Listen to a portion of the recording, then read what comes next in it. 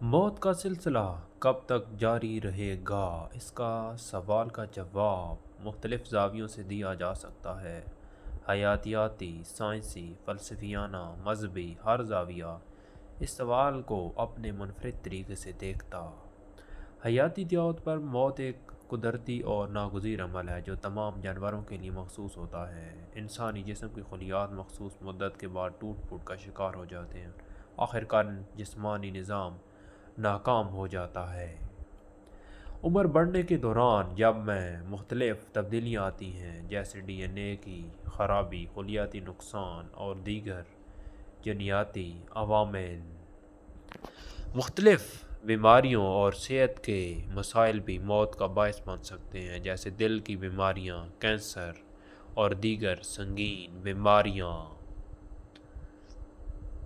سائنسدان موت کو سمجھنے اور اس کے عمل کو روکنے کے لیے مسلسل تحقیق کر رہے ہیں، لیکن ابھی تک کوئی مؤثر طریقہ دریافت نہیں ہوا جب موت کو مکمل طور پر روکا جا سکے۔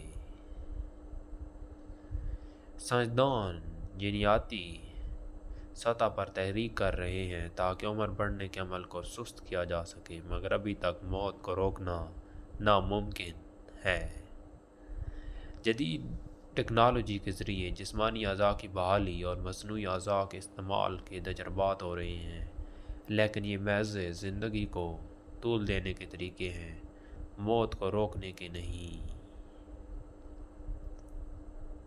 زندگی اور موت کا تعلق: موت کے بغیر زندگی کا کوئی معنی نہیں ہوتا، کیونکہ موت زندگی کی قدر کو بڑھاتی ہے۔